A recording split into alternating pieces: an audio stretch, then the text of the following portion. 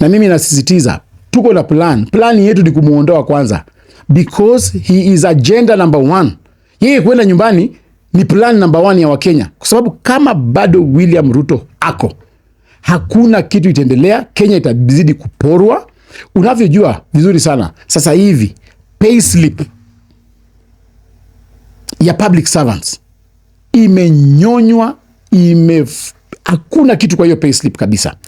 Mambo ya housing levy, sisi tulisema tunataka tusikize Wakenya. Mjue, yes, Wakenya wamesema wanataka kujijengea nyumba zao. Wakenya hawana haja na nyumba ya kujengewa hapa Ngara na wewe unatoka kule Kirinyaga. Yes.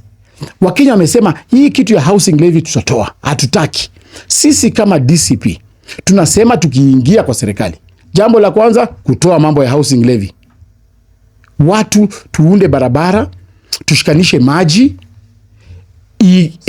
tuhakikishe stima imefika katika maboma, watu wenyewe watajenga. Mtu ukimpelekea barabara, umpelekee stima, watajenga wenyewe. So sisi tukiingia, kitu ya kwanza ni kutoa hiyo maneno ya housing levy. Jambo la pili, maneno ya SHA.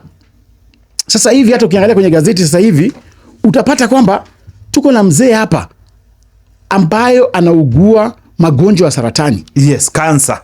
Na kitambo tukiwa na NHIF, chronic diseases zilikuwa zinakuwa covered fully na NHIF. Saa hii huyo mzee anaambiwa, ndio hii gazeti ya leo, anaambiwa kwamba ni lazima aongeze shilingi 1,200 ndio hawezi tibiwa. So sisi tunasema tukiingia katika uongozi kama chama cha DCP, jambo la kwanza ni kutoa hii maneno ya SHA na kuirevert back to the original NHIF, ile ambayo ilikuwa inasaidia wananchi, na tutaimprove sasa hiyo NHIF, lakini katika hiyo mfumo wa NHIF. Jambo la tatu, unaona mambo ya serikali kuongeza ushuru bila hata public participation.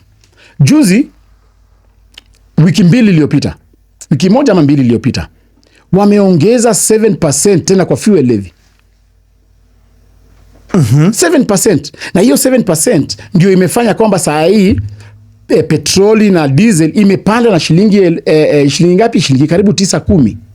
Hiyo 7% ni pesa ambayo wameweka pale ati tuchukue deni ya kuunda barabara ambayo italipwa kwa miaka 7. Ile jambo tunauliza William Ruto, wewe serikali yako imebaki na miaka 2, unachukuaje deni ya miaka 7? Hii deni ambayo tunachukua ya 174 billion, baada ya miaka 7 tutalipa interest karibu 100 billion nyingine. So sisi tunasema kwamba hii mambo yote yenye William Ruto anafanya, na hafanyi ndio aunde barabara yoyote, la, jamaa anafanya, anaweka hiyo 7%, akope 174 billion, alipe zile pending bill za zile barabara za contracts zake zenye alikuwa ameanzisha, ajilipe, ajiondoe. Hakuna barabara William Ruto anafanya. So hatutaki azidi kuendelea kuwekea Wakenya burden.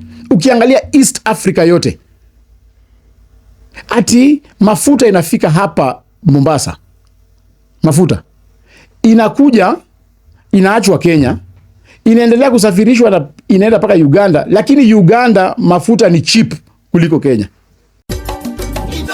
Shesheni hakuwe nawe.